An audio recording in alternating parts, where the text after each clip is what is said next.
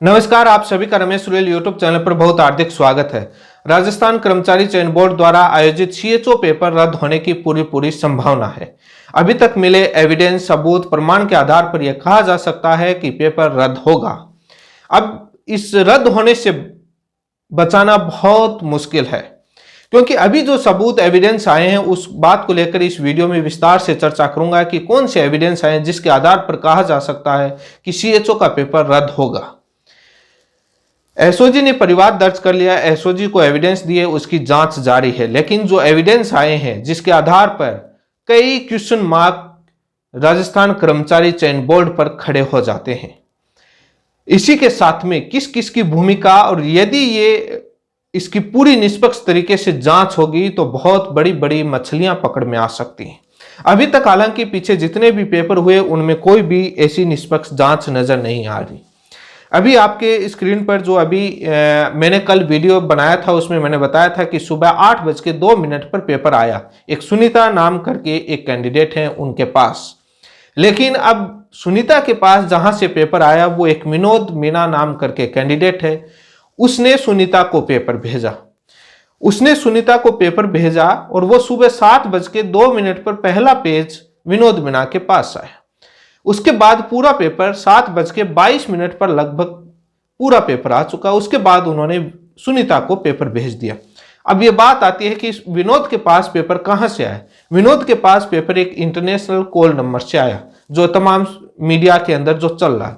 वो international number कहां से आया? क्या भारत देश से बाहर से पेपर आउट किया गया? ये कैसे हुआ? आजकल बहुत सारे ऐप चल गए हैं जिनके ऊपर बहुत सारे ऐप और वेबसाइट है जहां पर इंटरनेशनल कॉलिंग की जा सकती है। फ्रॉड कॉलिंग भी होती है जिसमें आप इंडिया में बैठे आप दूसरे नंबर दर्ज करके और आउट ऑफ इंडिया की कॉलिंग दिखा करके आप बात कर सकते हैं। इस तरह के कई ऐप चल चुके हैं। हो सकता है कि जो गिरोह है उसने सातिर अपना दिमाग लगाया है कि पता नहीं चले कि पेपर आया कहां से, ट्रेस नहीं किया जा सके कि भारत के अंदर कौन सी जगह से पेपर आए, मोबाइल नंबर पता नहीं चले, इसलिए उसने ये तकनीक अपनाई होगी। दूसरा, मैंने आपको बताया था कि अब इस जांच का विषय है कि ये पेपर निकाला कहां से आउट हुआ, कौन से सेंटर से, प्रेस जो प्रिंटिंग प्रेस है वहां से हुआ या किसी सेंटर से हुआ, या कहां से पेपर ट्रेजरी रूम से सुरक्षित जहां रखा हुआ कहां से हुआ, लेकिन इसका भी पता नहीं चल रहा। जो पेपर वायरल हो रहा है उसमें कोई भी बारकोड नहीं है, कोई प्रॉपर पैटर्न नहीं है। 87% आए हैं हूबहू सेम और विद आंसर के साथ। ये बहुत ही बड़ा पर्सन मार्क है। सरकार को सोचना चाहिए। राजस्थान कर्मचारी चयन बोर्ड का जब बात सामने आती है और मीडिया में और उससे सवाल पूछा जाता है चेयरमैन से, जो उनके बयान आते हैं उस पर बड़े ही एक शर्मिंदगी महसूस होती है कि जांच किए बगैर तुरंत आरोप लगा देते हैं तमाम लोगों पर और नकार देते हैं कि पेपर आउट नहीं हुआ। लेकिन ये जांच का विषय है कि विनोद के पास पेपर कहां से आया, वो इंटरनेशनल कॉलिंग कहां से हुई और पेपर निकाला कहां से। इस बात का भी जांच का विषय, ये बात तय हो गई कि पेपर 7 बजे से पहले निकल गए। तमाम जब सीएचओ के पेपर देने वाले तमाम जब एक पब्लिक डोमेन में जब इसकी चर्चा सुनते हैं और सोशल मीडिया तमाम जगह, तब ये सामने आता है कि पेपर पहले दिन ही निकल गया और 6-6 लाख रुपए में बिक रहा था। ये चीजें सामने आ रही हैं कि 50,000 लाख रेवड़ी की भाव की तरह पेपर बिक रहा था। ये उन तमाम छात्रों के साथ जब चर्चा की जाती है तमाम तरह की बातें चल रही हैं। सच्चाई कितनी है इसकी पता नहीं है, कितने लाख में बिका, लेकिन ये तय है कि पेपर 7 बजे से पहले निकल गए। जो पेपर निकला उसकी स्क्रीन पर आप देखेंगे तो फॉरवर्ड मैनी टाइम्स आ रहा, मतलब कितनी जगह फॉरवर्ड हुआ है जिसके कोई अनुमान नहीं लगा सकते।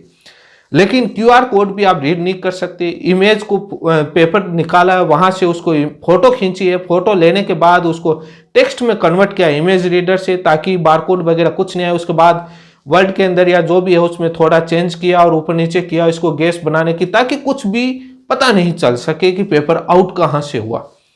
ये एक बहुत बड़ा सातिर दिमाग लगा है। जो विनोद मीना और कैसे ये पेपर आया, किनके पास आया, आप वो थोड़ा सा वीडियो है वो आप सुनिए, उनके बयान सुनिए विनोद मीना के पास कि पेपर कैसे आया और कितने नंबर का। अब इसके पास प्रत्यक्ष को प्रमाण की क्या जरूरत है, क्या जांच बाकी रहेगी, क्यों रद्द नहीं किया जा रहा। पहले आप वो वीडियो सुनिए, उसके बाद डिटेल में चर्चा करता हूं। कहा जा रहा है कि विनोद ने वो सुनीता को फॉरवर्ड किया था, मगर विनोद के पास कहां से आया था, कैसे आया था, पूरी कहानी सुनते हैं। विनोद, कब ये पेपर तुम्हारे पास आया और आने के बाद क्या किया तुम? मेरे पास में 7:04 पर फर्स्ट पेज आया था। उसके बाद में 7:22 पर एक अननोन नंबर, अंतर्राष्ट्रीय नंबर था ये वाला, जिससे मेरे पास में पेपर आया था। ये नंबर है, ये इंटरनेशनल नंबर है 2565077909। ये मेरा कोई परिचित का नहीं है, ना ही मैं इसे जानता हूँ। और इसके बाद में फिर 8:02 पर मैंने सुनीता के नंबर पर, मेरे साथ में CHA थी, तो मेडिकल कोर्स इन्होंने कर रखा है, मेरे साथ वाली है, तो मैंने इसके लिए इनको भेज दिया था कि ऐसी अफवाहें बार बार में होती है। हमारा पिछला CHO का पेपर हुआ था, उसमें भी हमारे पास में एक पेपर आया था ऐसे फॉरवर्ड होता हुआ न्यूज़ की तरह। तो मैंने सोचा ये भी ऐसा ही है, तो मैंने इनको फॉरवर्ड कर दिया था। और इन्होंने कब देखा, एग्जाम खत्म हो गई थी, उसके बाद में इन्होंने अब आपने सुना जो मैंने बताया वही चीज, अब प्रत्यक्ष को प्रमाण की क्या जरूरत है। एसओ जी, अब इसको जांच की बहुत एक आजकल इतनी टेक्नोलॉजी है, जो कैंडिडेट है, जो सुनीता स्वयं एसओ जी गई है, वहां अपने बयान और अपने मोबाइल सबमिट कर दिए हैं, विनोद मीना ने भी। उसके बाद सभी चीजें, ये तो नहीं हो सकता है कि उसने स्क्रीनशॉट में एडिट कर दिया होता है व्हाट्सएप में, वो तो बहुत फास्टली चेक हो जाता है। लेकिन ये जांच का विषय, क्या जांच हो पाएगी कि पेपर कहां से निकाला? रीट में तो पता नहीं चला अभी तक, रीट 2021 में, कि स्ट्रांग रूम की चाबी कहां से आई थी, किसने दी थी, किसने प्राइवेट मेंबर को अपॉइंट किया, अभी तक पता नहीं चला। लेकिन क्या इसमें पता चलेगा? सेकंड ग्रेड में पता नहीं चला कि पेपर आखिर निकला कहां से, क्या इसमें पता चलेगा? पिछले JEN भर्ती, तमाम भर्तियों में पता नहीं चला कि पेपर निकला कहां से, जांच हुई, रद्द हो गए, प्राइमरी फेस पर रफा दफा होता हुआ नजर आया। लेकिन जो राजस्थान कर्मचारी चयन बोर्ड के चेयरमैन हैं, वो IPS बैकग्राउंड से आते हैं। उनको इतनी टेक्नोलॉजी तो ध्यान होनी चाहिए, और पेपर लीक ना हो इसके लिए उनको तमाम तरीके के, पुलिस बैकग्राउंड से आते हैं, उनको तमाम तरीके की टेक्नोलॉजी, तमाम तरीके के एफर्ट्स लगाने चाहिए। लेकिन प्राइमरी फेस पर RPSC या अधीनस्थ बोर्ड इनकार ही कर देते हैं, सभी को फर्जी बता देते हैं। यदि सुनीता नहीं बताती तो पता ही नहीं लगता कि पेपर आउट भी हुआ था या, और बोर्ड किसी भी कीमत पर मानता भी नहीं कि पेपर आउट हुआ था। ये क्या पता सुनीता ने पढ़ा नहीं इसलिए उसने बता दिया, यदि सुनीता पढ़ लेती तो क्या बता, क्यों बताती, उसके भी 87% सही हो जाते। लेकिन ये उन हजारों छात्रों का, लाखों छात्रों का भविष्य है, जिसको चोरी करके नौकरी लगने वालों को, ईमानदारी वालों के साथ धोखा होगा। और यदि इस चीज का पता नहीं लगता तो किसी भी कीमत पर पता नहीं लगता कि पेपर भी आउट हुआ था, और कर्मचारी चयन बोर्ड भी नहीं मानता। जिस तरीके से रीट लेवल 1 में 2021 में पता नहीं लगा, माने भी नहीं, और चोर कितना ईमानदार था। कर्मचारी चयन बोर्ड के चेयरमैन को इस्तीफा देना चाहिए, चिकित्सा मंत्री को भी इस्तीफा देना चाहिए। जब जारोली से मांगा गया, जब सस्पेंड किए गए, क्या यहां पर भी कोई डिमांड करेगा, इस्तीफा देंगे? RPSC के चेयरमैन ने सेकंड ग्रेड के पेपर में ना कोई किसी ने इस्तीफा मांगा, ना किसी ने इस्तीफा दिया। लेकिन जिस प्रकार से रेवड़ी के भाव में पेपर बेचा गया, ये इसका प्रकार का संदेह। शिक्षक भर्ती 2023-25 फरवरी से होने वाले छात्र भी परेशान हैं, टेंशन में कि उनका क्या होगा, क्या उनकी सुरक्षित हो पाएगी।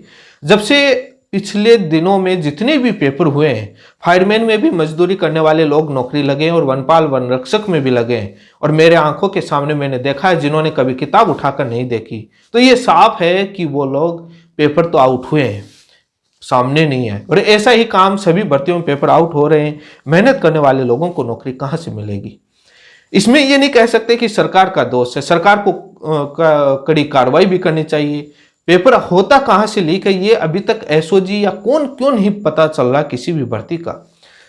ये एक बहुत बड़ा क्वेश्चन मार्क है, और ये पता भी नहीं लगता। आजकल पेपर आउट करने वाले गिरोह भी बहुत शानदार हो गए। बाकी पीछे की भर्तियों को लेकर के मैं बहुत बार बता चुका हूं, लेकिन अभी तक मिले एविडेंस के आधार पर यह साफ तय है कि CHO का पेपर रद्द होगा, अब बच नहीं सकता। अब यदि इस जांच में लिपापोती कर दी जाए और किसी भी तरीके से, तानाशाही तरीके से तो बचा ले, बाकी बचना मुश्किल है। और बचाया जाएगा तो बहुत बड़ा धोखा होगा मेहनत करने वालों के साथ। कट ऑफ का आइडिया भी नहीं लगेगा कि इतनी आसमान में जाएगी। 100 क्वेश्चन में से 80 क्वेश्चन विद आंसर के साथ आ जाते हैं, तो चाहिए भी क्या। मैंने कल वीडियो डाला था, उसके नीचे कई के कमेंट आए कि 40 मिनट में भी ओमार शीट भर ली बच्चों ने, इतना फास्ट प्रोसेस से पेपर किया है। लेकिन ये एक बहुत बड़ी तानाशाही है, सिस्टम की भी मानने को भी तैयार नहीं होते हैं। लेकिन ये तय है, अब कल तक आपको मालूम चल जाएगा, जिस प्रकार से कबूला गया है, जिस प्रकार से चीजें सामने आई हैं, अब ये तय माना जा रहा है कि पेपर रद्द होगा। बाकी एसओजी अपनी रिपोर्ट में राजस्थान कर्मचारी चयन बोर्ड को क्या देता है उस पर डिपेंड करता है। ये मैंने मेरा एक ओपिनियन बताया, जो मुझे तमाम जगह से जो मुझे देखा और जो ओपिनियन और जो एविडेंस, उसके आधार पर अब पेपर बचना मुश्किल है। इसी के साथ आप सभी का बहुत बहुत धन्यवाद।